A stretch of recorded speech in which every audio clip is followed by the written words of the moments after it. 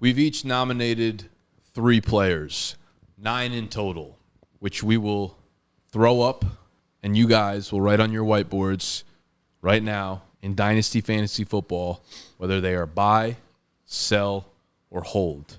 And if you write hold, Andrew, I'm going to make you write a different word because you're not actually allowed to use hold. It's a coward's way out.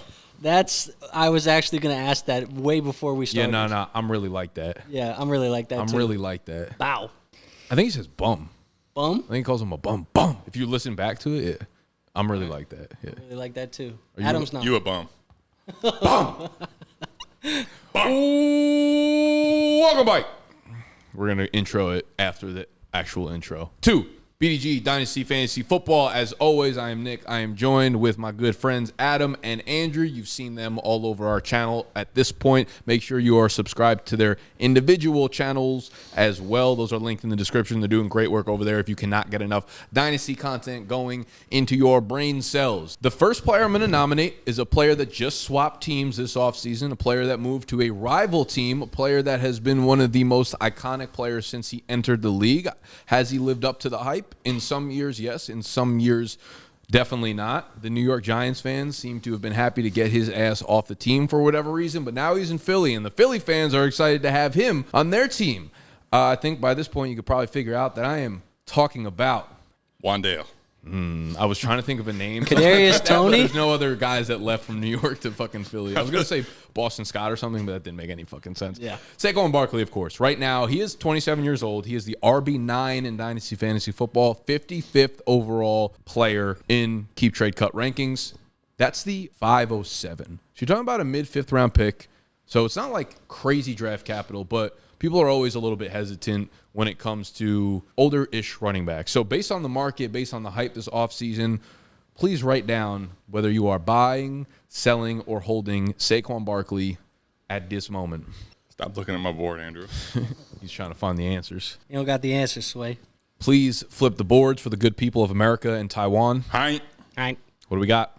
Buys. Woo! Buys all around. Bye. Bye. Justin Timberlake, baby, right? I could look at bye. That's and was NSYNC. it? No, that was the Backstreet Boys, I think. Was it? NSYNC. Well, JT was part of NSYNC, but I think the Backstreet Boys sang that song. No, You're the oldest. I feel like no, this was I was actually this was a kid. peak Nick too. Peak Yeah. Nick. Yeah. Just before me, buddy. Yeah, you weren't even alive. I want to go out on a limb and say NSYNC, but I actually now I don't know anything. So the fact that you're questioning me, I feel like it might have been. Actually, I feel like I remember seeing JT do the. My mind went Justin Timberlake. Anyways, we're talking Saquon Barkley. Anyways, yes, he's probably a pretty good dancer himself. bye. Let's talk about Saquon. Yeah, man. I mean, I just recently did some Dynasty rankings, updated Dynasty rankings on my channel, and right now I have Saquon Barkley as my running back 6 in Dynasty Fantasy Football. I think at the age right now, yes, when we look at the running back age cliff, the 27, 28-year-olds are kind of the guys that start to see that He's cliff. fresh off 27, so he's still like younger He's part of still that. fine. Yeah. I don't expect this age cliff, and I guess that's kind of the thing about the age cliff is we never expect it to happen, and then it does. But I don't expect it to really be an issue for him. That's how cliffs work. Yeah, it's unexpected, right? Yes. But I don't expect this to be an issue for him for at least a 2-year window. And honestly, the way that we should be playing with running backs in the Dynasty Fantasy Football space right now is 1 to 2 year windows anyways. So to me, I think this is a guy who has potential to be the running back 1 in 2024 behind that Philly offensive line in that offense. I'm buying him, especially if I'm a contender. Obviously, if you're rebuilding, probably not buying a running back, but this is a buy for me. Adam? Yeah, I mean he's a buy for me. I think I'm actually pulling up the contract just to take a look. So yeah, they don't have an opt out really until 2 years from now. So like I feel like Philly's basically paid him to be the 3-down back actually for the next 2 years. So like not just look at windows, but give me how many guys you think realistically are 3-down, real 3-down threats for the next 2 seasons. And it's probably be a very short list. But It is, and I think that speaks to like why you probably have him ranked up at RB6. It's like could argue it, but also all the guys below him, there's so few that really hold that 3-down capability at this point. Yeah, and man. opportunity is king, especially at running back position, right? That's why Kyron was so good last year. You give the man 87% of their run back touches, he's going to eat. And Barkley's that dude. If there's a guy that I'm going to bet on, he's really like that. He's really like that. He's really like that. Bum. For real. Bum. No, but if you're going to bet on a running back who's going to age well, give me the best running back prospect as far as an athlete we've ever seen. Yep. I go back and forth with Saquon, so part of me feels like I'm overthinking it a little bit. But, well, I guess all right, Saquon goes to Philly, and it's like, yeah, he's going to fucking smash there, of course. They got, like, a good setup. Everything's good there.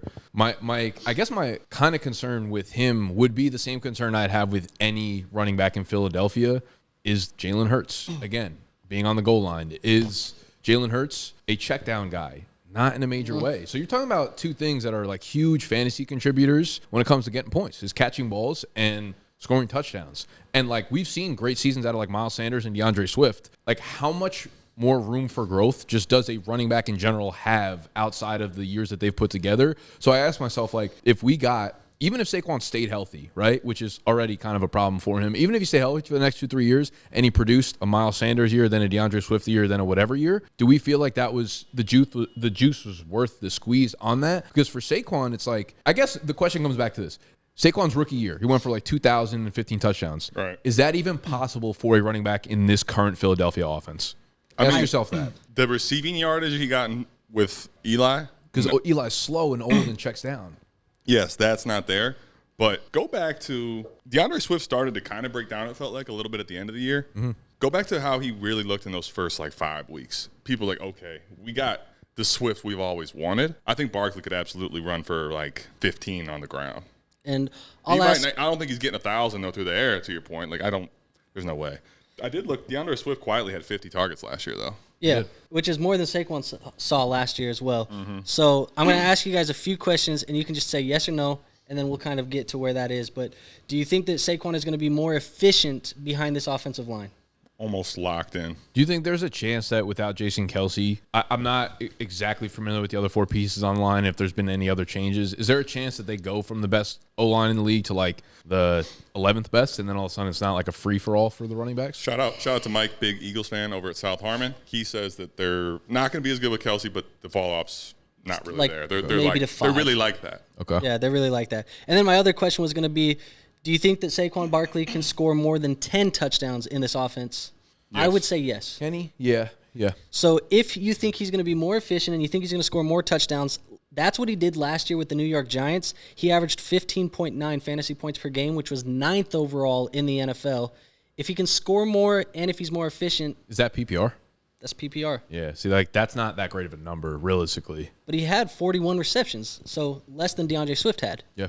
No, super fair. I think, like, that's why I kind of prefaced the whole thing. I was just, playing hosts, whatever. I like it. I prefaced the whole thing with just, like, I'm probably overthinking this because it's just, like, Saquon in a much better offense. Yeah. Like, sure, things are kind of clicked together. But there is always that, like, let's make sure we're not thinking outside of the realm of possibility, which is why I asked, like, is it possible for Saquon to have that rookie year is anyone able to pull off that type of year in this current Philly offense as a running back? And I'm just like, I don't know, because so much of it runs through Jalen Hurts as a runner. Fair. And what he does through there. And I think if we were looking at things in a range of outcomes, the way that I view it is the floor, assuming he's healthy the whole year, this is a low-end running back one, probably 9 to 12 range. The ceiling is the running back one to me. So I'm willing to take the ceiling on that as well.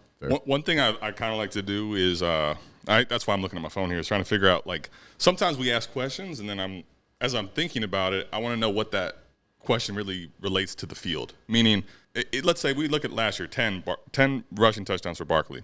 What was that relative to the running backs, though, in the NFL last year? Rushing touchdowns? How many running backs last year had more than 10 rushing touchdowns? Probably very few. I would say, if I was to take a guess, it would be like 8. I would say less than that, maybe 6. So it was actually 10. Gus Edwards. But you got, Derrick Henry. You got A-Chain, Gibbs, Etienne, Mixon, Henry, Montgomery, Edwards, Kyron, CMC, and then Mostert had 21, for those that forget. But the point is, like, even if crazy that if you just think about that, even if he doesn't have the greatest rushing ceiling as far as touchdowns go, he's probably still going to walk into 10. Yeah. He's still going to be a top 10 back. Were you going to say A-Chan and Mostert both on that list? I was gonna say yes. I was gonna say it's crazy that they're both on the list while Tua led the league in passing yards. Crazy. Like, what a fucking ridiculous offense they put together there. Mostert for 21 of them things. Point is, most running backs in today's NFL that we're drafting, another reason why I think he's a buy, we say that maybe his TD ceiling is capped. You know whose TD ceiling is capped? Damn near all of them. Damn near all of them. Like, that's the thing. What are we talking about? Yeah. What are we talking about? I don't know. I guess I just think back to like C-Mac I look back to like what does it take to be the fantasy RB1 or the fantasy RB2, whatever. I'm just like, I don't know if those numbers are literally available to anyone in the Philly offense. But that being said, it's not like, it's not like you're paying the prices of a Breece Hall or Jahmyr Gibbs for Saquon right now. You don't have to pay like the 202 on a startup to get him. Like, again, he's down at the 507, and he's probably going to give you at worst low-end RB1 numbers for the next 2 to 3 years. So the other thing too to that point is sometimes I feel like I love looking at startup ADP and then also seeing like what do they trade for, because if you draft him at 507 in a startup, I feel like that's actually probably paying more than you have to in the open market. Like a lot of times right now, you throw a first-round pick in this loaded class for Saquon, people are like, oh, man, you're doing too much. Yeah. Like, just think about that for a second. Yeah. A single first, people are like, you're doing too much. That's why he's a buy for me. It is so crazy, honestly, when you think about it, is like guys are so differently valued in startups as they are once they actually hit your roster, which is crazy to think about because nothing changes. There, for the video so we're recording this on Saturday. Yesterday's video that I dropped, I put on my roster all the roughly where they're going, the players that I have relative to the rookie pick in the startup. So DJ Moore was right around the 106.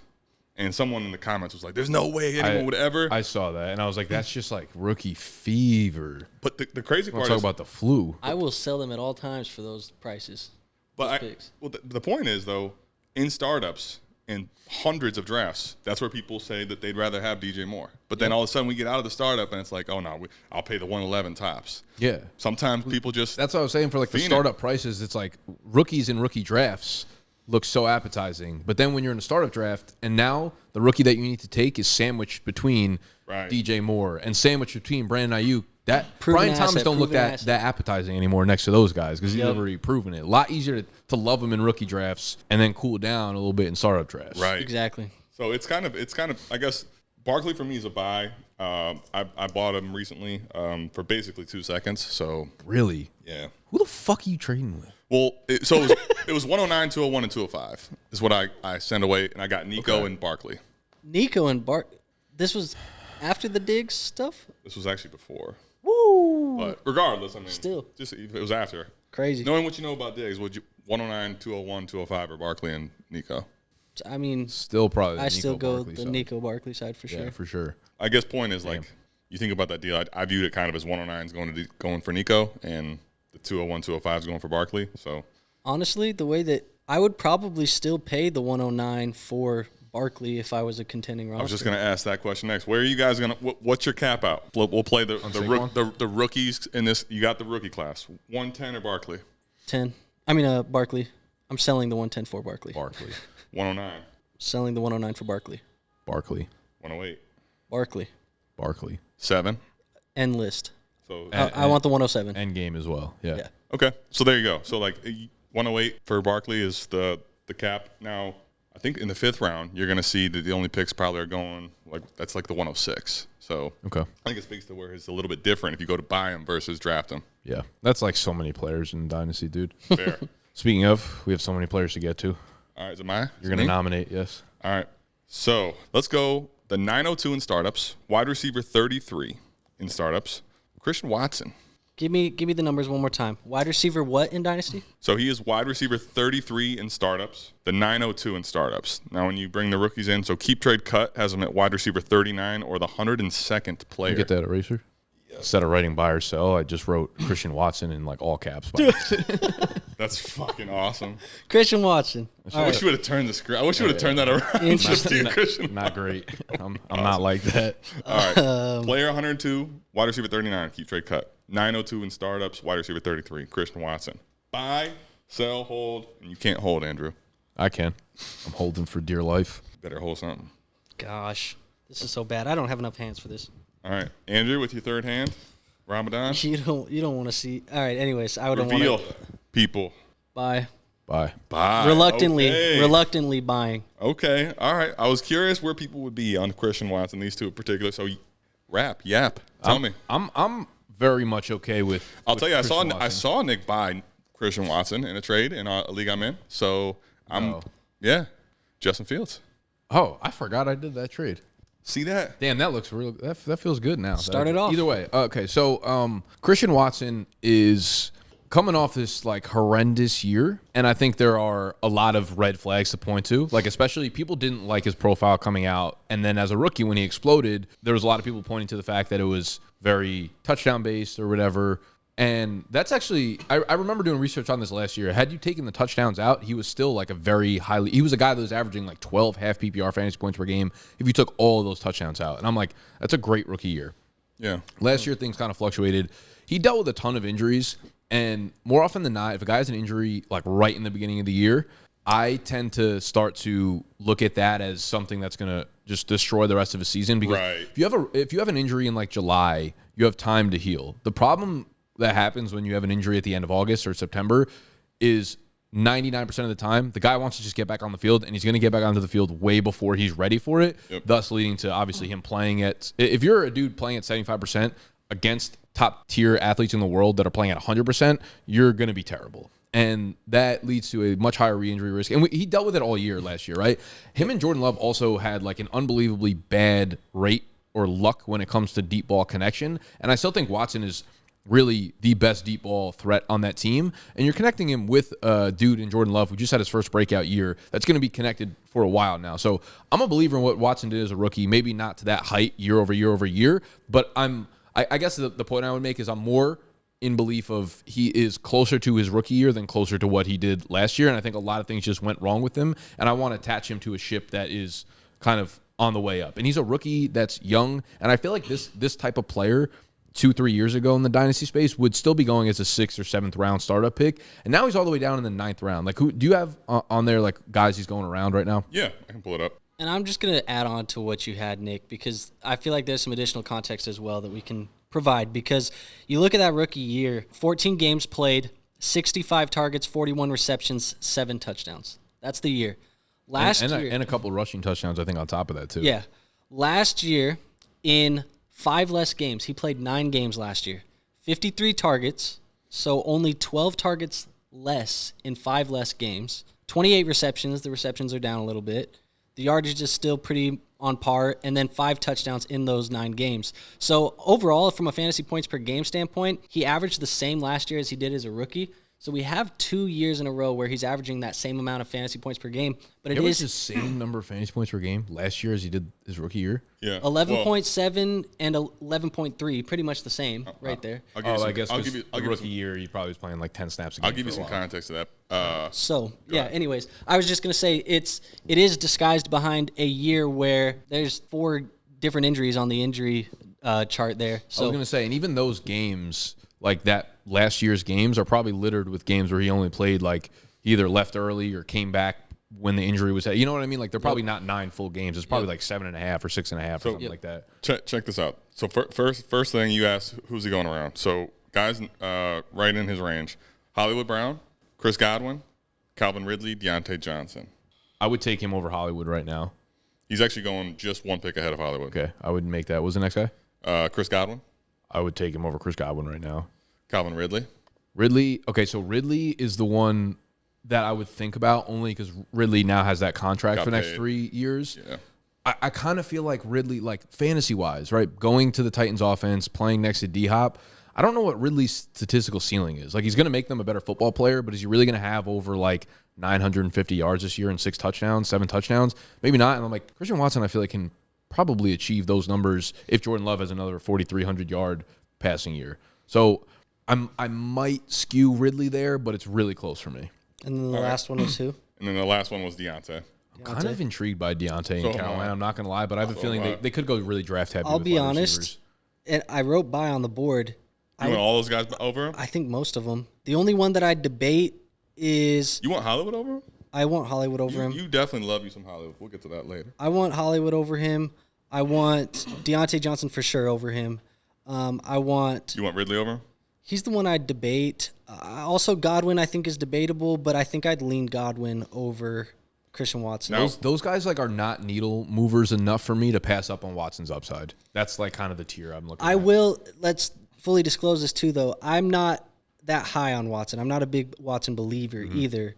But I do think at the price and the age, I see the path where there is an upside where I think in the market he's a buy. I just am not the biggest believer, but I see the path. Yeah, I feel like I watched 5 different games last year where it's like Love was chucking it to Watson multiple times a game downfield and just overthrowing the fuck out of him. I don't know if that's a connection thing. I don't know what it is, but like a few of those connect, and I think we're looking at Watson way differently. So, actually, Andrew, if you could pull it up while I read through this. When there was I can't remember the specific week, but it's funny, Jordan Love's season was very much a tale of 2 halves of the year. Mm-hmm. And the reason I want you to just find out when that kind of pivot switched.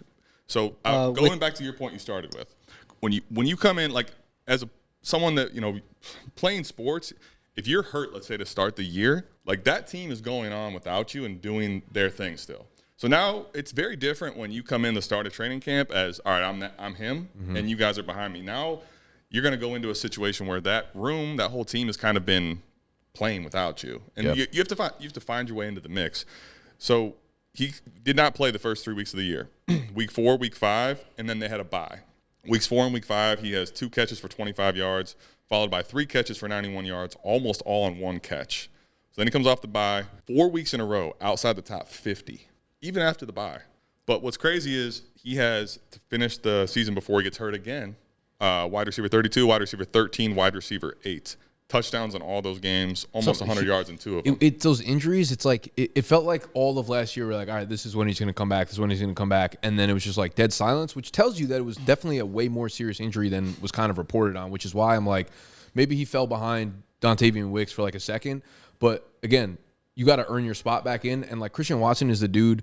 If nothing else, he is like the key gym class hero, like the practice hero. So he's going to earn that spot back in OTAs and in training camp because he's going to look so good on the fucking practice field. And I have no doubt that he's going to be wide receiver 2 with Jayden Reed like that. I fully agree with that because when he's healthy, he's playing 80% of snaps or more. And that's probably one of the only guys in Green Bay that did that on a consistent basis when healthy. Yeah, I think the only other guy that would even contest that was probably Dobbs in his role. I like Dobbs a lot, but like he is what he is. Yeah, exactly. And I think for me, I definitely agree with the sentiment of where you're saying, yes, there was a glimmer there. And really, when you go back and look at the data, like it wasn't as good as some people are hyping it up to be with Dontavian Wicks. But it's just like with Wicks, that's going to be – it's because his expectations were so fucking low that if he gives you anything, it's like, let's go. Yeah, he was great for what he was. Yeah, I mean, I think the reality is it's Christian Watson, Jayden Reed, and then Romeo Dobbs.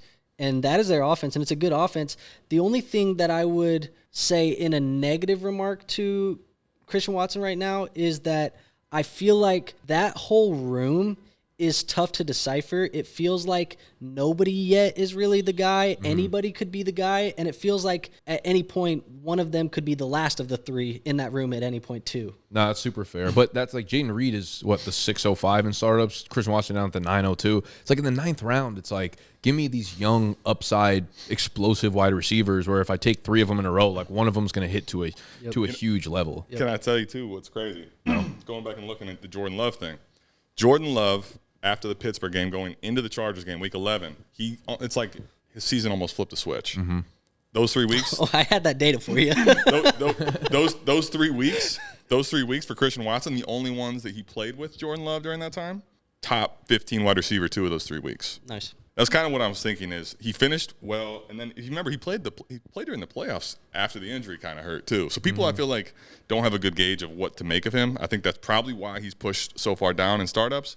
I think it's a very much like a corollary of real life. He's the deep ball threat. Like you're swinging a home run shot down here. He could hit. I don't think he'll ever be like an alpha one, despite the numbers his rookie year. But like, I actually almost see this offense similar to like the Chargers offense, where Keenan is Jayden Reed, where Mike Williams is Christian Watson, and then like Romeo Dobbs, like Josh Palmer, like a solid possession wide receiver who will make splash plays here and there, can make them down the field, can make them over the middle if needed. And I think they're just like a puzzle that works well together. That's a solid assessment. I would ask the question though, with Christian Watson, you don't feel comfortable throwing him in as wide receiver 1 on your fantasy team. You don't feel comfortable as wide receiver 2, right? I don't feel comfortable as wide receiver 2. You're not drafting him there. Right now, sure. But like you're not drafting him. You're not trading for him right now with the hopes that he's going to give you what he did last year. No, I guess if I'm trading for Christian Watson, I'm like, okay, by the end of next year, I hope he's my. I'm playing into the fact that I think he'll be my wide receiver 2 by the end of next year. Okay, and so that's I guess where my question is stemming from, what is the ceiling for Christian Watson? Because we talk about these players as buys and sells, so I think we need to talk about them from market standpoint of like, where is the projected profit on a buy?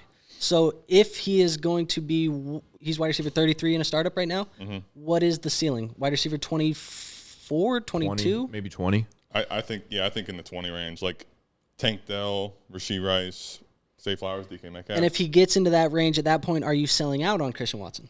It depends on the context behind how he got there again. If he's in the 5th round, I'd probably be willing to sell. But again, there's more to it than simply just that. I just think that if you make the case as a buy for him, to me, he's probably still going to be boom bust. But this is a guy with Jordan Love who looked really good in that offense, where when he booms, he could absolutely win you weeks. Do you remember the trade I made for him off the top? Because I don't. Yeah, it was Watson. I believe it was Watson in the 3rd for Fields. Okay, Watson in the 3rd for Fields. That's what Pre or post? Right after. Pittsburgh. Maybe a week after, a couple days after. Was it after? Right after. Okay. We were all selling the trade Fields. for Fields. By the way, in case you don't know what we're talking about, after the Fields trade. We all sold Fields off of our teams, I think, after he went to Pittsburgh. I was like in that league, I couldn't get anything. I couldn't get one serious offer, so I went to whoever it was I made the deal with, and I was like, "Give me a young receiver and a pick for Fields," and like, I'm cool with that.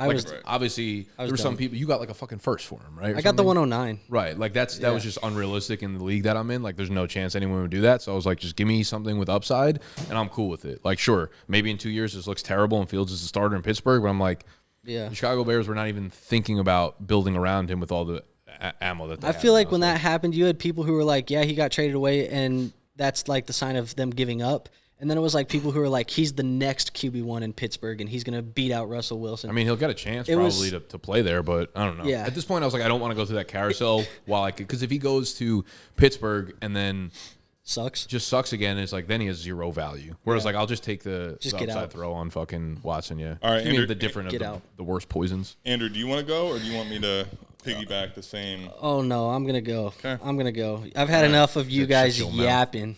Let's go with my first player. Relax. Let's go with my first player. I threw this jersey on for a reason. We're going to be talking about Jordan Addison of the Minnesota Vikings. Oh, no. Right now, when you go to keep trade cut, he's being valued as the wide receiver 22 overall. He is the 56th player in Dynasty leagues right now. 5'11", 175 pounds, 22 years old. Obviously, changes happening in Minnesota. Are you guys buying or selling Addison at this point in his career? A solid rookie year from Jordan Addison. For sure. 3, 2, 1. Hold. So. Are we allowed to hold? I'll give you we are. I'll give you more. Not. Yeah. There's very clear rules established. All right. You are not allowed to hold. Okay. Well, why are we holding? Okay. So I think the reason I say hold. I kind of wanted to go with hold and then. Yeah, it's not as fun to say. To me, I think is a very clear distinguishing factor on whether he's going to become a buy or sell. And that's what the quarterback situation is going to be. Okay. If Jordan Addison if they go up and get a quarterback that we really like in the draft, or they were find a way to trade for somebody randomly, which at this point is not going to happen likely. No. Like if Jordan Addison is a wide receiver 2 in an offense that's going to be very good next to Justin Jefferson and not seeing a lot of coverage, he reminds me a lot of almost when Calvin Ridley was playing on the other side of Julio, where this dude can absolutely go crazy because he's not going to have the attention and he can take the top off of defenses. Okay. Now, if he doesn't get the quarterback play at that price, it's hella rich for me. Like if you're telling me the quarterback's going to be Sammy Darnold going in, which Andrew, look and see the face. I hope not, man. That's a sell. I hope not. To me, I think his price is already kind of aggressive as a guy that can't be the wide receiver 1 on his team. But if you tell me the quarterback play is there, I could see more of a buy. So let me ask you this, because you said if they go in and get the rookie quarterbacks, obviously May and Daniels, you're feeling good with Addison? I would, yeah. I mean, especially if it was May. McCarthy? I probably, at that point, don't know if I even changed where I'm at. You're still there? And then anybody less than that, Penix, I would still be more apt to buy, knowing that I think there's a chance that McCarthy can still be that guy. Yeah. I'm actually fairly confident in McCarthy if he goes there to still be able to support some of those assets. You have him as a sell. Or, you have him as a sell, right? I have him as a sell. I liked Addison a lot as a prospect, but, and you comped it to, like, the Ridley in the Falcon situation. Does Ridley break out? Like, the reason Ridley became the one there is because Julio was on the downward trajectory of his career. Like, he started to get old, and then it was like the reins were kind of passed off to him. That ain't happening anytime soon in Minnesota. They also didn't have a tight end there. You know, Hawkinson, who's going to eat up 120, 130 targets. I'm not excited at all about Addison's fantasy ceiling. Do I think he can deliver like wide receiver 24 numbers for the next 3 years in a row? Yes, but if you're going to tell me I can trade him for the guys going around, like right now, Saquon Barkley's 2 spots ahead of him. Yeah. And I'm like, if I could swap Addison for Barkley right now in a contending league, I'm probably going to do that. You have Hawkinson going 4 picks behind him. I'm like, if I have a young wide receiver who I don't really feel great about being a ceiling play for me, I would be okay making the swap for Hawkinson straight up. I mean, maybe that factors in, I guess, the injury. Is the injury going to be serious this year for Hawkinson? Yes. ACL? I would expect him to miss majority of the season. You would? Yeah. Okay, so never mind. The reason I put Hawkinson as a guy I'm not drafting in the very first video I did is because he's coming off multi-ligament, so it's not just ACL, it was MCL as well. Okay, so yeah, I guess in that case then the point I was going to make was like this is a rare instance where I would trade for a tight end because that's like the elite tier of tight ends, and you know you're going to feel confident with that for the next like 5 years or so. So right. I guess just based on that price, he's not a ceiling enough player for me that I wouldn't move for like the guys that you can get around him. You know, what are the receivers going? You said Barkley, I didn't remember. I said Barkley is a receiver. You have Nico Collins and Zay Flowers right ahead of him. JSN's in that same range. Both those guys. Agreed. Sure. And then the pick right behind him was DK Metcalf. Yep. You have Tank Dell, which is probably not as updated based on the trade. That'll keep going down. JSN, George Pickens, Deebo Samuel, Jayden Reed. We start getting into that thing. I feel like everybody after him though, outside of maybe DK, I'd still take Addison. I agree, but I would move. This is like a case where I would say I would move Addison for a cross position. So I think that makes sense. And the reason I say hold now, if you're going to tell me I have to pick one, it would be sell because he's up so pretty damn high. Mm-hmm. The one thing I'll say though is, and the last thing tied to that quarterback is, and why I say hold, if you want to sell right now, if you think there's a pretty good chance they draft a QB in the market, as soon as they draft a QB, you know what happens in this reactionary ass dynasty? Yeah, I'm gonna get a little bit more than I would have gotten right now. The other thing with a lot of these, like we talk about, two receivers can succeed in fantasy together. Right. They need to have a quarterback that's capable of feeding 300 combined targets accurately. Right. You look at Calvin Ridley and Julio, they have Matt Ryan. You look at Pittsburgh, AB and Juju when they went $170, $160, they had Big Ben. Like you need to have a quarterback that understands how to feed these guys. A rookie quarterback ain't doing that. Maybe they get one of these guys that develop into a great guy, but is that in 2 years? Is that in 3 years? If it's Sam Darnold, it's absolutely fucking not happening with him being able to control 300 targets. So like that's my other concern is I got nothing against Addison as a player. Situation scares me. Jefferson scares me. Hawkinson, getting back at the end of the year, whatever. Jefferson scares you. For Addison. Oh! I thought you were saying he scares you in this offense. Andrew was really about to come across and fight. Package Jefferson and Addison together. I'm like, what are we doing here, Nick? No. Just for Addison, of course. Okay, yeah. So it's like, Let me, for the record, this is a guy that I lean more on the sell side as well. Dubs in the chat. And a guy who has Jordan Addison on some rosters that I've been trying to sell him on. I will tell you that the market does not like Jordan Addison right now. People do not want to buy Jordan Addison. I think they have the same mindset as I do. So because of that, I want to sell, but the market is telling me right now I have to hold. So that's kind of where I'm at with Jordan Addison. And I look at like cross-positional. You said cross-positional as well. A couple running backs right in that same tier. Kenneth Walker, James Cook. How do we feel about those guys in comparison to Jordan Addison? Okay, in that case, if you want to go James Cook, you can come right back to me. That's my next guy.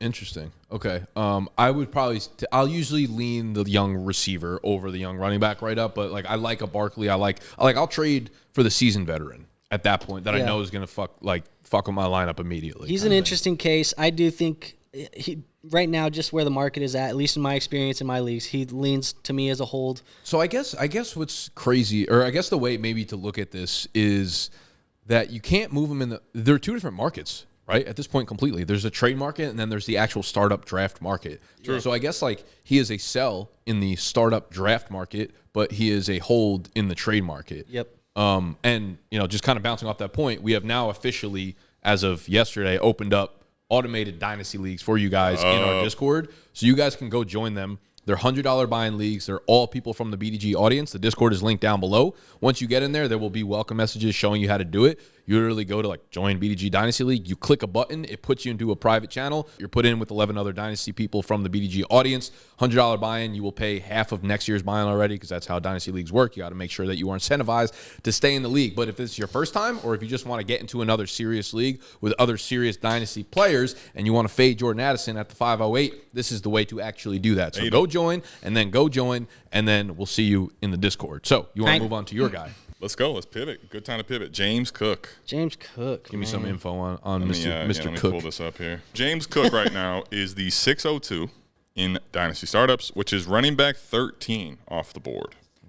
Interestingly enough, I did not know what Andrew's list was, but he is going almost identically to him. 602 and 603 in startups. Can you give us the 601, 512, 511, like the three up and three so down? Here we go. So we got 510, TJ Hawkinson, 511, Josh Jacobs, 512, T. Higgins, 601, Rashad White, 602, James Cook, 603, Jordan Addison. What rookie pick is closest to him? 108. 108. Okay. All right, now. That changed your opinion that much? No. I'm keeping it the same. All right, ladies, reveal. Buy, sell, hold. Woo!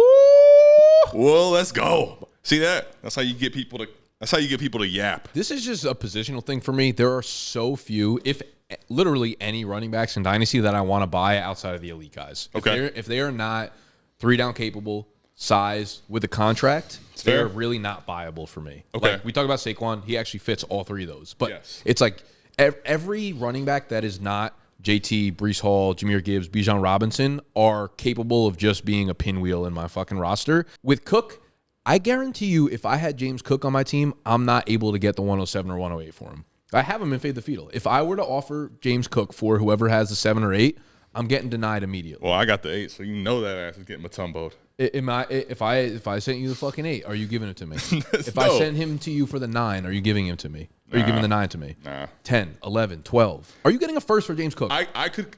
We get to 111 range, I might consider it. I'm not probably doing that even, if I'm being honest. That's what I would I'm saying. consider it, though. This is some bullshit ass market that we've got cooking up in the But Dynasty. now, community. can I tell you, though, I got someone for you. Look, Bada man, bing. I got you. Now, I will say, Look how happy he I will just say was. that 108, it feels like that's not actually where the market is. So I will preface it by saying that. But I do think that he's a buy. Like I said, I recently just did my rankings. For me, James Cook, I have him as an RB1 in Dynasty Fantasy Football. So does the startup market, actually. Yeah, startup market has I think him there. like by default he kind of has to be there, but it's like it's not. In my opinion, it's not because of him. It's just because of the market. I was going to say, but not just that, it's because of the field. Right I now, disagree. saying I disagree. A top 12 running back in ranking doesn't hold anywhere near the weight that it once did. Mm-hmm. It doesn't. But I will say I disagree because you say you didn't feel like he earned it. But I will say down the stretch there last year, 1, 2, 3, 4, 5, 6, 7. He had 7 or 6 of them. Sorry, top 12 finishes at the running back position down the stretch. Okay. This is an offense that also we saw them lean heavy on the run game with Joe Brady. They've now traded Stefon Diggs. This is an offense. That is the big point there for sure. This is an offense that is going to lean on the talented players that they have: Dalton Kincaid, James Cook, probably a rookie wide receiver. James is going to be a huge part of this offense. Mm-hmm. He is still very young. He can be used. We saw last year, one of the knocks on James Cook was he was probably not going to be a guy that saw a heavy workload because he didn't see a heavy workload when he was in college. He showed last year, you give him a heavy workload, he can put up with that. He can make sure that he is a guy that is going to be the number 1 running back in your offense. I think those questions are out. We also know the receiving upside that he has in this offense. I think right now, just based on the trade market that I have seen in my leagues, and I understand that it's my leagues, it's not necessarily everybody's market is not the same. You don't have to pay a first-round pick to get James Cook. Yeah. James Cook can be had for a second-round pick, probably in the early side of that. If you're getting a guy who has put up 6 top 12 finishes in the back half of the year, is looking like he's going to get more opportunity or at least equal opportunity in the back half or in this season upcoming, I'll send a second-round pick for that all day long. And that doesn't even account for the fact that, like I said, he is still very young. Like, he has a lot of tread left on the tires. I just think right now he's a buy based on where he's at. And there's guys going ahead of him, I think, in startups and guys who are going ahead of or valued higher than him in trade markets like Kenneth Walker, where if I can down tier from Kenneth Walker into James Cook. Straight up, who would you take? I would take James Cook. Over Walker? Yes. Okay. And if I can down tier and get something thrown in on top, by all means. Now, I'll just say this. Let me help mediate this because you're talking 108. You're talking a second-round pick. That's a wild range of differences. A generic second versus 108 is massive. I think probably in the market, maybe you could for an early second, but it's probably more like 2 generic seconds. Would you send 2 seconds for James Cook? Okay. Yep. Would you send now, going back to this, would you 108 or James Cook? 108. Okay, 109. It's going to depend on landing spots. I'd lean 109. 110. I think there I start considering James Cook. 111, you taking Cook? Yeah. Okay. I'll just make this a couple cases for and against Cook here because I think he's really polarizing. While James Cook finished really well, he only had over 70% of snaps one time all last season. So the workload, I think, is possible there. But the offense changed a lot with Joe Brady, to your point. Yep. I'll say, though, with Diggs going away, there's 2 things that I wonder. One, if they draft a receiver as an alpha, let's say at the late part of the first round, where they're at, Adnan Mitchell, whoever, I think the way that defenses are going to approach it is going to be a lot different based on what we saw. Like mid-season, if you look mid-season and you change something, defenses don't necessarily know how to react as well. You go into the full season, it's like, all right, these guys want to run the ball and they don't have an alpha outside. You might be looking at heavier stacked boxes. The other thing is, as well, James Cook, with the targets gone from Diggs as his receiving prowess, he might be actually – like Josh Allen may end up checking the ball down to him more as a pack. 100%. So I think there's a lot of things to consider. I think you made a lot of really good points and like could absolutely see a reason to like hold on to him or even buy him from that standpoint. My angle was definitely more from like just like a running back, the way I look at running backs in Dynasty. Yeah. I was actually very in on I was out on James Cook like during the spring last year, and the more I listened to real like the Athletic podcast and real like football podcasts, everything was screaming like they love James Cook. He's going to be the guy this year. So by like July, I was like, I'm kind of in on James Cook, like for real.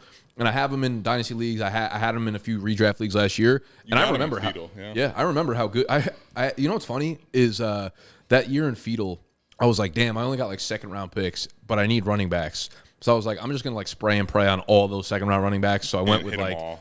No, I mean, I went with James Cook, then I went with Rashad White, and then I went with Isaiah Spiller. And I was like I felt the best about Isaiah Spiller out of those 3. The only one that flopped, Rashad White and James Cook, obviously like RB1s for me this year. When I look at Cook, I guess it's, I mean, Diggs being gone could open up a ton more targets. I guess I'm a little maybe concerned about what that offense does look like this year. Like without a true one as the separator, it's like, are they just like a super mediocre offense? And now you're looking at a guy that is the starting running back. Maybe they bring in a bigger back too to kind of operate on the goal line. We saw that almost like the first 10, 12 weeks of last year. It was all non-James Cook running backs. They were trying to find a guy, and they couldn't. But that was going to be the Harris, Leonard Fournette, like Latavius Murray. It got bad. That's why I was going to talk. I wanted to talk about like potentially some of the buy stuff there, but now the sell. You talked about Saquon, the tush push. You forget the tush push, but by the way, Josh Allen is a red zone threat in his own right that people don't talk about. I mean, what did James Cook end up with rushing? Guys, how many? I was just going to ask that. How many touchdowns do you think? Don't put your phone out. I would say like what, 4 maybe? I have total touchdowns for him as 6. Yeah.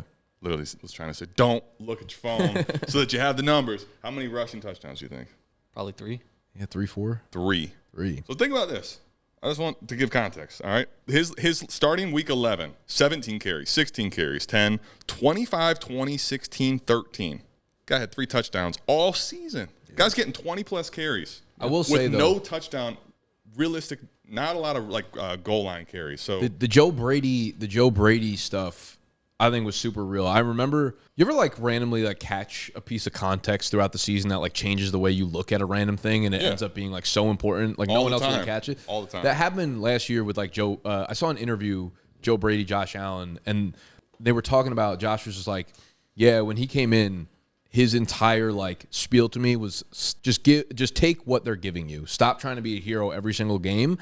And he was like, that led to a ton more checkdowns to James Cook. Like they came out and said that. Yeah. And ever since that week, I was like, I think James Cook in the receiving game is going to be a real thing. As soon as Joe Brady came in, the offense itself as much didn't really actually change in terms of splits, but the involvement with James Cook in particular in the receiving game went crazy. And I was like, there was a reason behind it because they talked about it live on air, and I caught it. It was just like a random NFL Network interview that I saw like 45 seconds of, and I was like, oh, there's like something there. Like that was one of those situations, and I feel like that's probably going to be the case going forward. So, yeah.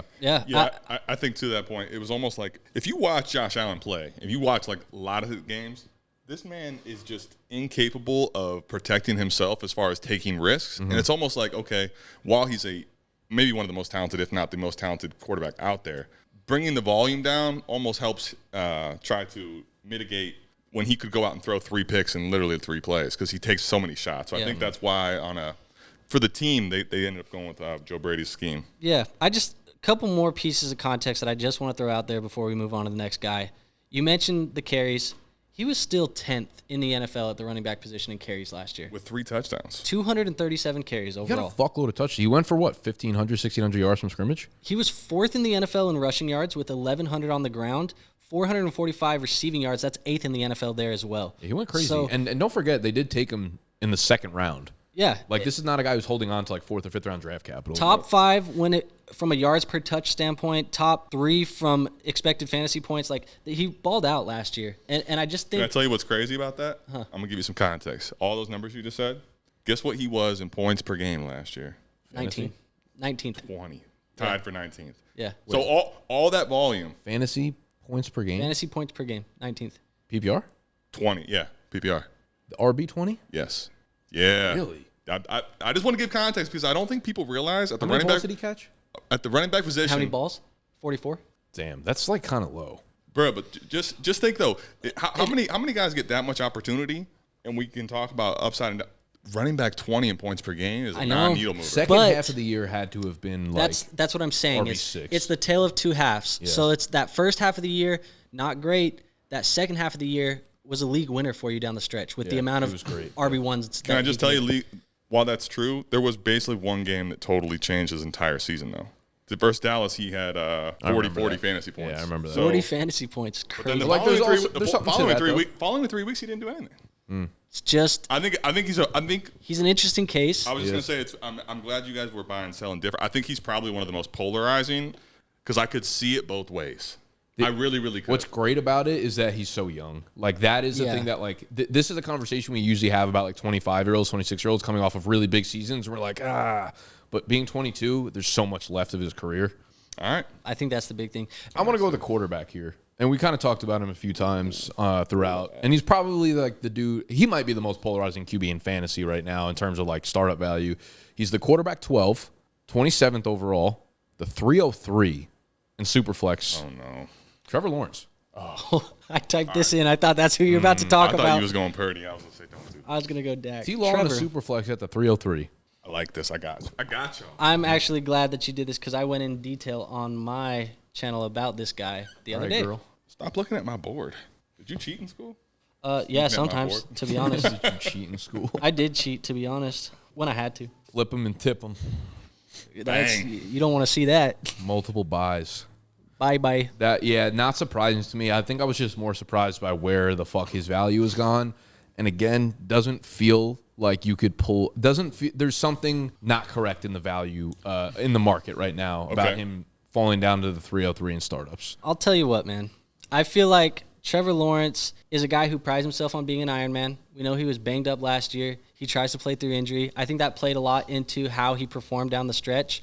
Obviously, the big elephant in the room is Calvin Ridley, his number 1 wide receiver, is left. I think we all probably assume that they will be using a pick on a rookie wide receiver here, probably in the 2nd round. That's my guess. Now, I'd say maybe they brought in Gabe. I think there's as good of a case to make that they're done as well as they could draft one. So I don't disagree. Fair enough. But to be honest, it just feels like where he is being valued right now in the trade market, in the startup market, to me it feels like this is kind of the floor. 100%. This is, if he goes out and gives you this type, or if he goes out and gives you last year's production this year, you drafted him at last year's production right now. But the reality is he could be a QB8, QB9, QB10 overall, and still that would even just be a minor improvement. He would still outperform where he's being drafted. Yeah, I mean, listen to the 5 guys underneath him right now and keep trade cut. Chris Olave, Brock Bowers, Drake London, Trey McBride, Dalton Kincaid. You're not taking any of those. Those guys are ahead of T-Law. They're the 5 picks below him. Okay. Underneath him. Okay. The ones above him. Obviously, the names get a little more polarizing. Malik Neighbors, A.J. Brown, Christian McCaffrey, Garrett Wilson. I still don't think you're trading any of those. I don't think you're trading away T-Law for any of those guys straight up. Well, that's the thing that I was just going to say, because if I am having to pick a player in a Superflex league for my team right now, Malik Neighbors or Trevor Lawrence, yeah, I'm going Trevor Lawrence. I think it's just interesting to me. I'm kind of curious what your views are on this. So if you look at 2022, he had his best season. Obviously, he's got 3-year sample size, so it's not massive. But 2 years ago, he was quarterback 12 on a points per game basis, but we felt a lot better about Trevor Lawrence after that season. So what happens going into this year? What did they do? You talked about bringing in Calvin Ridley. Calvin Ridley got 136 targets. That's like top 20 in the NFL. And I feel like the more I thought about it and the more I watched certain things back, actually, like, shout out to that Sunday Ticket. You can go back and watch the old games. It felt like Trevor Lawrence was really trying to force the ball to Calvin Ridley and almost like taking him out of his progressions to, like, I got to get this guy the ball. I felt that before with some QBs for sure. It's almost like, okay, we bring in Gabe Davis. Like, it's not a contract that's going to make someone focus in on somebody. And when I look at the splits, too, in the 2023 season for T-Law, so 11, 12, and 13, weeks 11, 12, and 13, right before Christian Kirk ends up getting hurt, he was quarterback 1, quarterback 6, quarterback 5. And it's like, okay, maybe he finally, with his weapons, figured his shit out, and then he gets hurt. That's also another thing that is taken out of context this year. Is he was playing without Christian Kirk, who, honestly, the year before was his wide receiver 1. Last year, low-key, when him and Calvin Ridley were on the field together, it looked like Christian Kirk at times was still the number 1. Yeah. Like, I mean, he had him up until... Yeah, he had him the whole time. I'm just saying, you bring in a guy like Ridley, and you paid... He had Christian Kirk the whole year? Not the whole year, but he got hurt, like, relatively late. I'm saying until he got week 13, the first snap of week 13, he got hurt, and then he was done. Okay. So the reason I'm saying that is it's like, okay, you still have Ingram, you still have Christian Kirk, but you're trying to really force Ridley into the situation. Yeah. And I feel like he finally kind of got used to his group of weapons down the stretch there in those games, and then he gets hurt. And if you look at his whole body of work, it looks mid. And I think there's a case to be made. He hasn't done much more than mid, but this Trevor offense is good, man. It's just it just feels super mid. It does feel mid. I will say, though, I do think – as much as I'm not a big Gabe Davis fan, I think he gives their offense an element that they didn't have before. For sure. As a field stretcher and kind of a big play kind of guy, which is going to be good for them. I also think, like I said earlier, Trevor Lawrence being injured last year, like week 7, he sprained his MCL, ankle sprain week 13, concussion week 15, like shoulder injury throughout the year too. Like, and keep in mind, he didn't miss any games for any of that stuff other than the one that was like is 17. So yeah, I agree. Like the injuries definitely derailed him a little bit. I think the problem is, like, we've just still never seen him be, like, that great at fantasy. Like, had he been elite the year before and then we're like, injuries fucked him up, then it's like... I'll also give you another reason why I think people are down on him is because of the expectation for him coming in. For sure. Because, to be honest... But it's not unfair because that's where his dynasty value's been the whole time. So it's like you got to perform like that. But that's not where it's now. And the point of it being a buy is that, like, we have all basically deemed him as the chosen one, the next guy who is going to come in. I mean, even on Player Profiler, like Peyton Manning is the first guy that pops up as the comparable player. Like, we have deemed him as that. He has been good in the NFL. I've heard conversations of people saying, like, Trevor Lawrence has been bad. He doesn't deserve an extension in Jacksonville. I think that's crazy. He's been good in the NFL. You gotta stay off Twitter, brother. I'm about to say, who the fuck said? I can imagine people being like, he hasn't been good, but you haven't heard a serious source say he doesn't deserve an extension. Twitter, and you can't be going off eggheads. You said not a serious person, but like the Emmanuel Achos of the world and stuff, like yeah, like they be saying some crazy stuff. And there's narratives. Serious person. There's narratives, but the point being is, like, I feel like we are, as a community, and not necessarily us, but the Dynasty community is more negative and more pessimistic about Trevor Lawrence because of said expectations and those things. And so what I think that's doing is creating a buy low opportunity where we're being harsher on him than I think he deserves up to this point. I just think that there's actually been some movement on him in particular in startups and the value. Starting the offseason, I was like, okay, it's interesting that his cost isn't moving. He was like the 205, 206, I feel like, when we first started doing videos. And it feels like people are starting to, maybe the lack of other information to talk about, people are starting to a little more sour, where I just think at quarterback 12, realistically, you're talking about the landscape of Superflex. Once you get past him, you're going to Purdy. You're going to you're going to scary hours as far as what's their realistic job. I mean, security. Yeah, like, are they going to be a quarterback for a long period of time? That's the other thing is, like, for sure, based on the high expectations, Trevor Lawrence has a job in the NFL as a starting quarterback for, like, the next 6 years guaranteed. Yeah. And that's the thing. So he was actually quarterback 12 on points per game, but he was QB 8 overall in the 2022 season. I think that there's a case to be made for T-Law that while we say mid, I think he's at minimum, like in the back end quarterback one discussion on the floor. Sure. He probably doesn't have top 3 because he doesn't run like that. But I think he's very, very realistically going to be a quarterback 12 to 7 the next 3 to 5 years. And in Dynasty, that's a really good fucking He doesn't run, but he still has some mobility to his game, I think, that still gives us some fantasy points. Sure. But I also think now that the league has kind of transitioned to a place where, like, that used to make me feel good as a fantasy player, like he's mobile, but now it's like 70% of the quarterbacks are kind of putting up 300 yards. Let's play this little situational game here, because I feel like this is an interesting topic, because both of these guys I feel like are a little bit controversial this offseason. Okay. Justin Herbert, right now, QB7 on keep trade cut, QB8 in startups, being drafted in the first round, okay? Or Trevor Lawrence, QB12, at the back of the second round at cost. Is there an argument for Trevor Lawrence is the better value at cost than Justin Herbert is right now? Yes. Why? It doesn't even have to be necessarily at cost. Would you take Lawrence over Herbert straight up? I think I'd be having a conversation of it. I know that I can trade Herbert for more typically, but I put it on record. I'm very concerned about Herbert at the cost he's going in the first round. So I can tell you probably the bonus that somebody would probably throw in with their Trevor Lawrence to go get Justin Herbert is probably crazy. Well, what I think? I think so. What you think it'd be a full first? I think you could get a full first out of him. Maybe. If you could do that, it's not close. I will say though, I have a team that had 4 quarterbacks that were really good, and I was trying to sell one. And when I brought T-Law to the table, it ain't happening. All of a sudden, Herbert was there, and okay, you can have Herbert for the extra package you're going to send. What if it's not a first? What if it's Jordan Addison? We just talked about him. If it's Trevor Lawrence and Jordan Addison for Justin Herbert. If you're giving me a player like Addison, a first-round pick, I'm taking the T-Law side every time. I'm going to lean that way too. And that's, I think, plays into the fact that, honestly, he's a buy. Because if we're even having a conversation where you're asking him, like, are you taking Herbert or T-Law straight up? And he's saying, I might lean Herbert. I mean, he might lean T-Law. That tells us everything we need to know right now. Yeah. Well, because the big thing is the situation. You want to talk about the situation. Doug Peterson, since coming over, they chuck the ball. Trevor Lawrence is 4th. You know Trevor Lawrence is 4th in pass attempts in the NFL since he's been with Doug Peterson? I didn't know that, no. Top 5.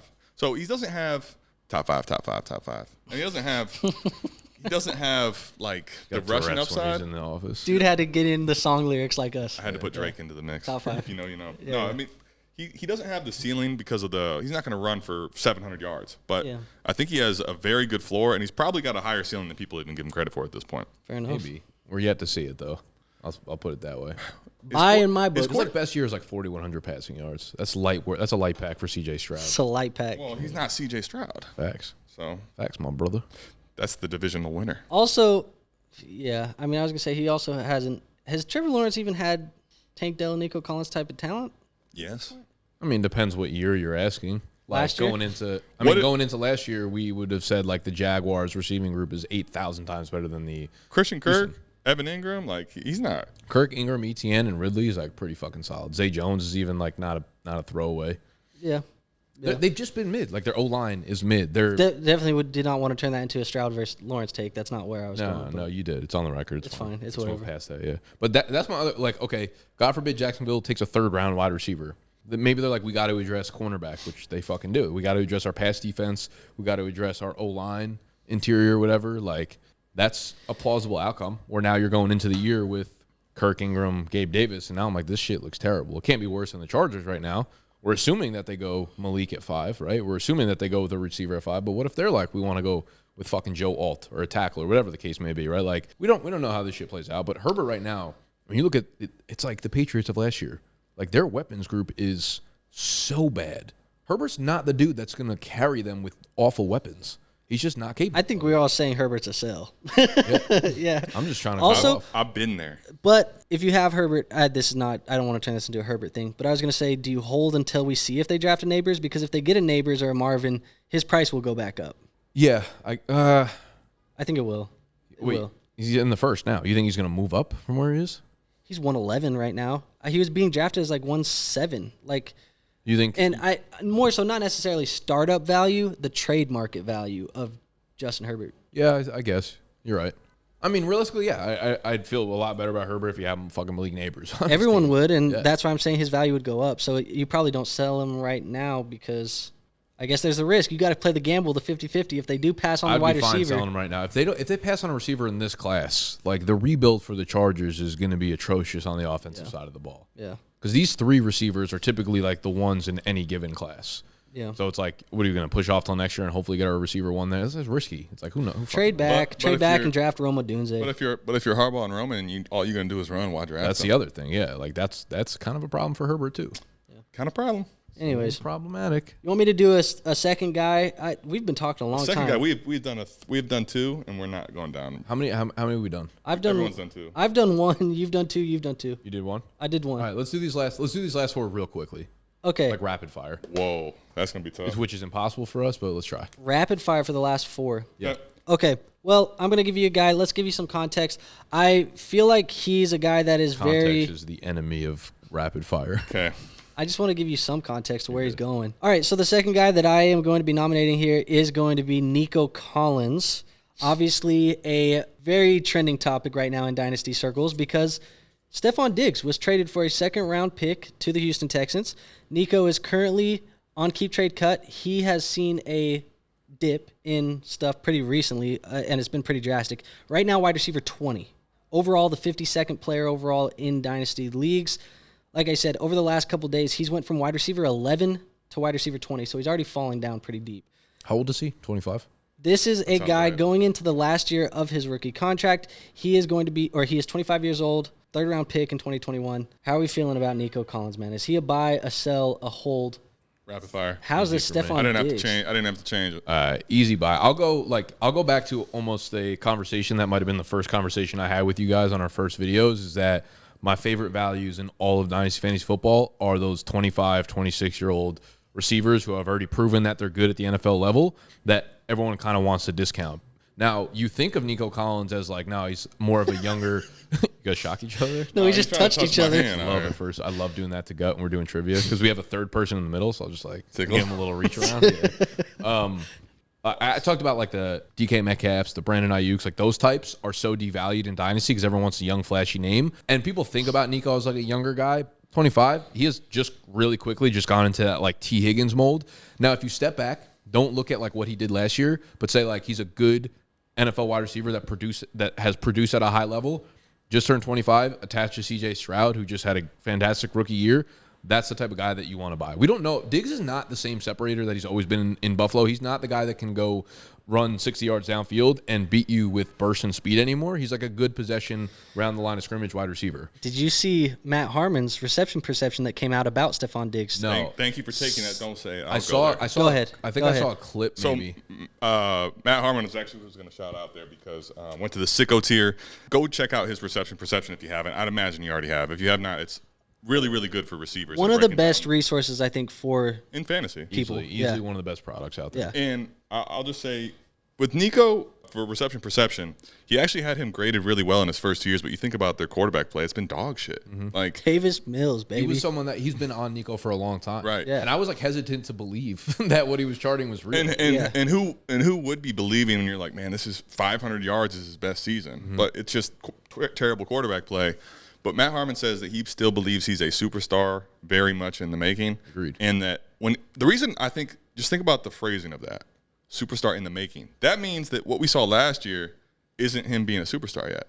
Like, Wait, did he put Diggs's out there? I thought that's what you guys were Yes, saying. yeah. No, but he's basically saying that, like, I think that if anything, Diggs coming over, if there's a dip in price, that he should be a buy. Yeah. And I think that's where I'm at, is where Nico used to be a sell for me because there's just too much opportunity for the price up there to come down by something like this. And at this point now, though, like, you're drafting him at receiver I mean, 20, the you Diggs just said. reception. Yeah, what are we talking about here? Yeah, because that's not what I was going to talk about. Yeah. Oh, but okay. No, we're You're it's talking about fine. Diggs reception perception? Yeah, because I he was dropped. talking about Nico Collins. Yeah, I'm yeah, sorry. No. He brought up Diggs. So he dropped That's what I wanted Diggs to know. reception perception, and so Let's see it. I went back and I looked at 2022 and I looked at 2023 because I wanted to compare because the narrative is that Diggs fell off. He's not as good as he was. So I wanted to see if that was true. When you look at 2022, Give us a success versus man press zone. when you look at the 2023, you look at the charts, you look at the success rates. One thing that noticed on the charts was that the deep ball and the success rate on the deep ball for Stefon Diggs fell off tremendously. Gone. Yep. It's not there. So he was in the middle of the field, short area of the field.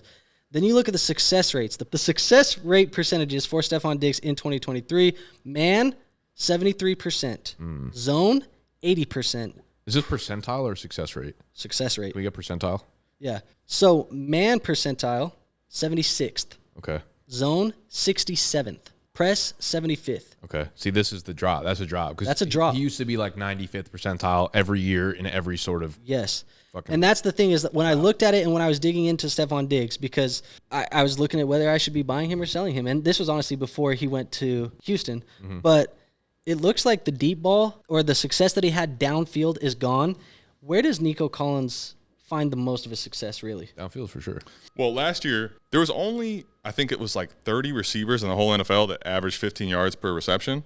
3 of them, Houston Texans. CJ Stroud is chucking that thing. Yeah. And this is why I said to you off camera earlier, I think that there's a chance that the Diggs addition actually hurts Tank more than it hurts Nico, just based on the way that they both win right now. Yeah. It seems like Nico's the perceived one that everybody in the community thinks is going to fall off because they all love Tank Dell. Yeah. But I think the data shows us it's the opposite, most likely. I agree. Nico's the dude I'm on for sure. Like, Nico's the easy buy for me. Well, yeah, I think the trade for Diggs, it's unlikely that Diggs is not going to take a fair amount of targets this year. Mm-hmm. But if you tell me right now, all 3 of these receivers, I just got to bet on one that I don't think is going to fall off the map, and it's Nico Collins. Also, one more piece of context. Brother, sorry, I just did the finger thing. It made me think of that. Brother? The one thing that I think we haven't mentioned yet, too, is the Texans voided the last 3 years of Diggs' deal. Right. So he is on a 1-year deal here in Houston right now, and that tells me a lot about their plans as well. Yeah. I mean, he's there as an assassin right now. Because you're going to pay Nico after this year. And Tank Dell's recovering from an injury. Yep. So I think that there's a lot of data Yeah, here. that's actually the other underlying point here, too. It's like we talk about Tank Dell, but he had a major fucking injury, and it's like, is he back right away? You know, is he ready to go? A lot of people think like bone breaks, yeah, you're back right away. You know, it's like the ligament tears that typically hang on for a while, but Tony Pollard had the fracture, and he came back and couldn't. I mean, he might have just never really been that good on a big workload regardless, but, like, this is an injury that we need to be super conscious of because, again, like, maybe Tank Dell doesn't play much, but Diggs could play the Tank Dell role, but Nico sure. can still play the Nico role. For sure. Right.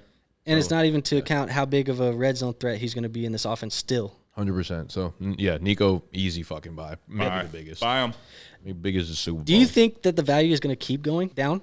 You think Maybe. he dips below 20? I don't think that he'll Not get after this past. video. I don't think that he'll get past 24. Not in this If video. I was projecting, If he but goes to wide receiver 3 range, it's fucking insane. Right. I'm actually about to send offers after this trade video. Me too. send him out. Before this Not comes out, I will be sending offers to my league mates. Let me just ask you though. Right now, what would you pay for him in the price? Let's dip on that. What would I pay or what am I going to Rookie pick. send? I'll start. Would you send the 107? Would you rather have the 107 or Nico right now? 107. Say it with your chest. My goodness, I didn't even hear you. The 7-8 is the range for me. Okay. 7, I probably wouldn't. 8, I would. I'll be honest, though. I'm going to be sending out some early second-round feelers. Oh, 100%. All right. Well, this is why Andrew doesn't get trades done. We started. This is why he does get insane trades One of our done. first videos Andrew said is he gave you the advice of don't send out really bad offers because it could kill you down the road as far as the people But won't people wanna don't know is bad offers. But people, Yeah. he's like, I'm gonna send out. No. Here's the thing. I will disguise. You know he's going to hit the group chat with a screenshot Yes, of like, I traded the 203. 207 for Nico. What you guys don't know is I send a You guys screenshot don't of know a is you don't trade. play in the BDGE Dynasty leagues. Thank You ain't you. know it. You are the most unserious Dynasty league I've ever seen. Crazy. Because I was actually going to invite you guys to a startup that I'm starting here soon. But if you don't want to play, it's fine. It's whatever. Not accepted. Yeah. All right, fine. Hell no. Whatever. When I get this second round pick done. I'm smashing the decline on that trade you sent me Quicker and than that the- invite. Quicker Look, than the 209. I will for Nico. disguise a bad trade good enough that you're like, there's wiggle room. And then we get a deal done where I get a good value. That's currently when you start playing with real Dynasty degenerates. This is the business big of dogs. business, baby. This is the business of business. I get it done. Whatever. Next player. Next You're player. fired. Yeah. All right. Rapid fire on the last three. Rapid fire. Actually, really, yeah. really quick. This is Trey insane. McBride. Ooh. Value. Where's he going? Rapid fire, baby. What we need to know. Buy, Yeah. sell. Based on that. Okay, here we go. Trey McBride right now being valued on Keep Trade Cut as the tight end 3. He is currently the 48th player overall in the same tier as Michael Pittman, DJ Moore, T. Higgins, Dalton Kincaid, Zay Flowers, a mid-2024 first. This is where we're at with Trey McBride. Startup price, he's the tight end 2, the 403. Same range as Jalen Waddle, Brandon Ayuk, Roma Dunze. Wait, so who is did Brock Bowers officially jump him then? If he's a 3? In startups. On Keep Trade Cut, Whatever you Brock said in Bowers Madison 3. jumped him. Okay. But in startups, it is still McBride and then Bowers. Well, he's a buy for me. Y'all know All how right. I feel about McBride. Yeah, Love the player, love the situation. This will be good. We're not going to yap too much. I have a sell only because of some of the things that you mentioned there, like where he's going. I'll take a mid 24 first ahead of him. I'll probably take some of the players you mentioned there. To be clear, it has to be like tight end premium. Anything non-tight end Correct. premium, it's whatever. Correct. Agreed. For me, the reason it's a sell is because I think I could probably get later on a cheaper tight end that's not as good as McBride, but I don't like bleed as much value. That's kind of how I feel from like going Laporta to McBride, where it's like I'll just take that 2-round value, grab That's it. fair. Man, I just look at how Kyler looked at him last year, man. It just felt like the chemistry was just like happening in real time, and I was like, holy shit. Get someone to look at you the way Kyler looks at Trey. That's what I'm saying. Fair. Like, I lean sell, but I will say I've been trying to sell him in leagues, and it goes back to a previous conversation we had where people don't buy tight ends, so there really is no market for Trey McBride anyways. And also, I just want to quickly mention the tight end market. Cousins going to Atlanta and Diggs leaving Buffalo all of a sudden creates two opportunities for Kincaid and Pitts that I'm more interested in the market of tight end than I used to be. I don't know, fair. So, anyway, that's Who's your last guy? All right, my last guy is staying in Green Bay, Jayden Reed. 702, wide receiver 27. So kind of full circle from the Christian Watson. Jayden Reed, gentlemen. Would you say 702? 702, wide receiver 27.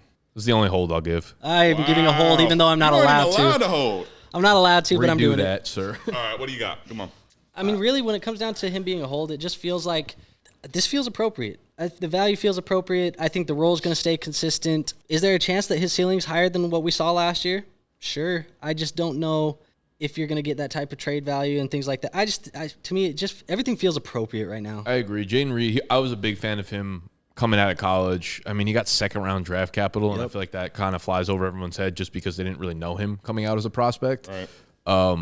702, yeah, this is like, that's fine value. Had he been closer to like Jordan Addison, wide receiver 22, like 506, 507. He used to so be. I'm kind of surprised. I'm surprised that he's not actually there. He's dipping. Had he been there, I'd be like, okay, I'm fine kind of giving up that value. But 702, 705, like, I don't know. Like, that's fine. He was literally like about 3 weeks ago, like the 604. Like, nothing about last year was fluky to me about Jayden Reed. He's a good player. I agree. So I'm like, I agree. I'm fine with that. And that's why I think we got to that point because, like you said, he was up there a couple weeks ago. So I think it got to the point where he did become a sell at that price.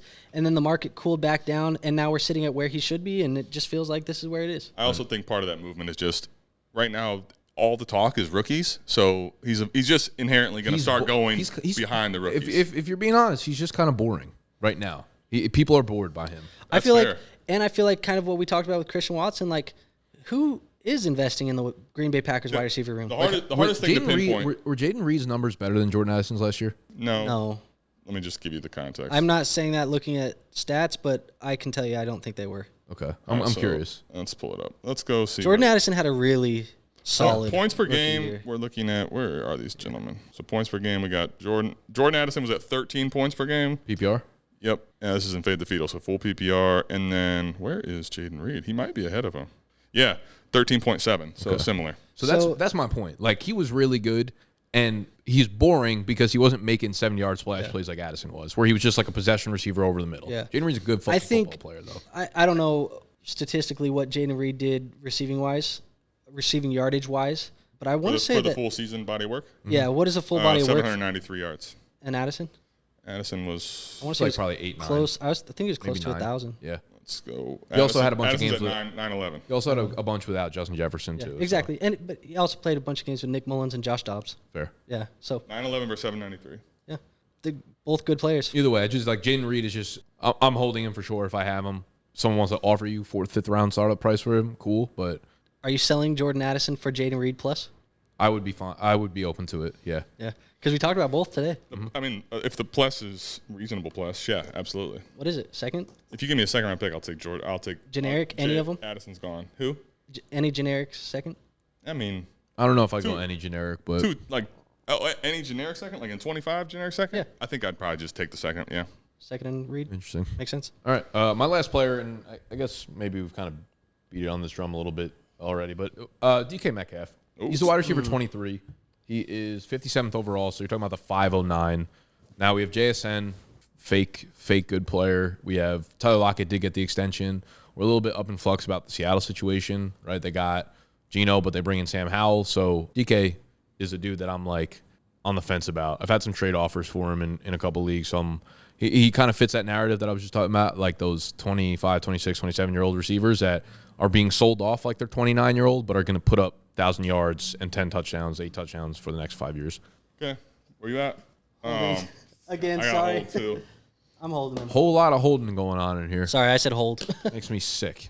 Why? Yeah. Why, Andrew? Go ahead. You just hit it quick, yeah. I think for me, it just looks like in the tier of players that he's being drafted in and in the tier that is on keep trade cut with him, there's guys that I prefer over him. There's a couple guys that I prefer DK over. So to me, that tells me that he's in a range where he's probably a second or third choice for me. And at that point, I'll probably just hold him there. But I wouldn't mind moving him around for other guys in the same tier. I think the reason he's a hold for me is because the market on him is pretty settled, if that makes sense. Mm-hmm. It's like nobody's paying out the nose for DK anymore. Those days are gone. He is, yeah. He's like, the older you get, it's like the less kind of like volatility you get this plateau in dynasty value. I think he's very much there. And it's because he's also not completely forgotten, it's hard to tear down to DK, right? So, like, I guess the reason I ultimately have him as a hold is this offense with Ryan going to Ryan Grubb, and I think is going to look a lot more pass happy. I think there's a chance that we get moments of DK, maybe not the whole season, but moments of DK looking closer to that, take the top off of the defenses in the past, where you might have a window then to sell. I'm holding right now. I think he's a year or two away from how we were viewing Terry McLaurin a year or two ago. Like, it doesn't feel like there's any more ceiling. But there's no, like, yearning. With Terry McLaurin, we're always going to yearn for the ceiling. Yeah. We're like, he's just being held back so much. DK, it feels like we kind of just are like, yeah, you're going to give us 1,108. And it feels like, at least to me, maybe you guys feel differently, but it feels like we've seen the ceiling. Like, I don't know if he's going to get back to that point again based on the current circumstances in Seattle. I'll just say, interestingly, he had a really pretty solid finish down the stretch. He had a couple middle of the year. He finished wide receiver 1 and wide receiver 8 in certain weeks. I think that could go up this year. He's still, like, for as athletic as he is, we didn't see as much of those massive plays. No. I think that's kind of fluky that a guy of his stature doesn't have more, like, winning weeks. It feels like they don't run the offense through him at all, and it feels like they don't really need to, I guess, because Lockett's just been good, man. He just doesn't go away. I think that's part of what excites me, though, is that this offense could be totally confident that they're gonna you're confident that might happen. I don't know. I don't think this offense is gonna look anything like it did with Pete Carroll. I mean, that makes sense. I agree as well, and I think that we probably will see a lot more 3 wide receiver sets. Ryan Grubb led the most aggressive pass offense in college football last year. Washington Huskies. I think they're definitely going to throw the ball and probably push it downfield more. I will say though, yapping. Michael Penix Jr. greater than Geno Smith. Oh no. Geno Smith. I mean, sure. That shit's hot take like ketchup right now. Wait till Nick's boy Sam Howell starting this year. I mean, listen, I locked up Geno and Sam Howell and Fiedel. I saw that was a sneaky Geno little second for like the place. 209 or 210. Yeah, I was like, give me that QB2. We know Sam can chuck it. He chucked it a lot last year. Yeah. That was a sneaky buy with well, but yeah, he chucked it for sure. He chucked it a lot.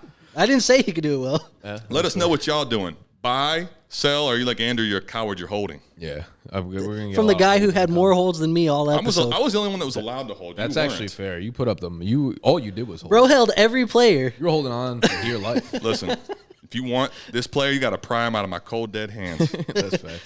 All right, y'all. Thank you for hanging out with us during this episode. Let us know if you enjoyed these. We could do more of them. They're kind of fun to just sit down here and yap, whether it's 5 or 9 or fucking 48 players, all rapid fire next time. We could do that for you, but you got to let us know. And when you're down there, if you want to join the Dynasty League, veteran, rookie, whatever, it's all BDGE people. So hit the Discord. Very easy to join them from there. We will see you on the next group pod, which is in probably 3 or 4 days whenever this comes out. Whenever you get it, you get it. Hi. Love you. Hello, beautiful people. Today I'm just going to be showing you how to join the BDGE Discord and a BDGE Dynasty League. First of all, to join the Discord, very simple. Just go to any one of our Dynasty videos on YouTube, scroll down to the description, and boom, right there. Click on this one right here, Discord. Simple as that. Now, once you are in the Discord, you're going to see a lot of channels. Don't get discouraged. It doesn't matter what channel you're in. All you have to do to join a Dynasty League is type in /join-league. You can even just see it here, the command. Click on that. A little message will pop up. Only you can see this. Hit join.